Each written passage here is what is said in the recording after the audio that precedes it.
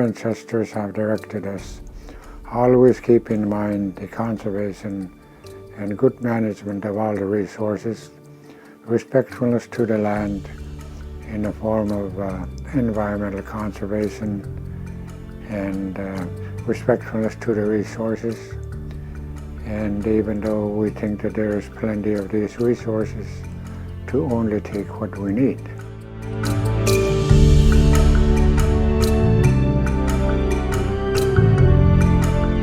The purpose of the RIT program is to improve and do more outreach within the refuge.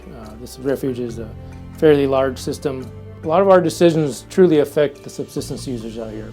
This refuge has more subsistence users than I believe than all other Alaskan refuges combined.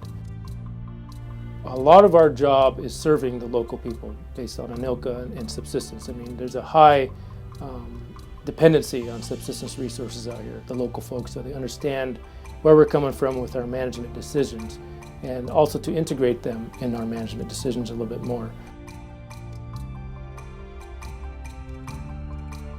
The history of the RIT program actually started when the geese population started declining beginning in 1979. So Chuck Hunt, back then, he was a native liaison specialist. He prepared the villages for getting the native people involved in conservation effort in order to save the geese population. So he was alone, and it became evident that he cannot do it alone. So from there, an RIT program was conceived. You know, in a given single year, RITs were able to go out to all of the villages and, you know, do more than what a lone native liaison specialist could do. When I started working, there was the emperor goose. That population was low, and I kind of stressed about the emperor goose, because if we weren't sharing information about bird populations or any other animals, their populations, I'm sure, would have dropped and maybe even became extinct. And now their numbers are finally at the stage where it may be available for limited hunting.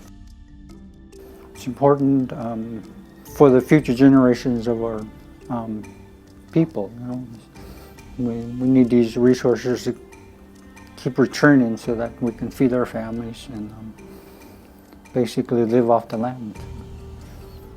Not only me, but it affects everybody along the Kuskokwim and the refuge area. Our goals at the U.S. Fish and Wildlife Services is to provide good management, good conservation, so that we have these resources available for us for the future to come. I like and love working with my people, especially when it comes to the conservation and management of our resources, not only the fish, not only the migratory birds, but all of the resources that is from the smallest insect to the biggest animal that we have here in our great state of Alaska.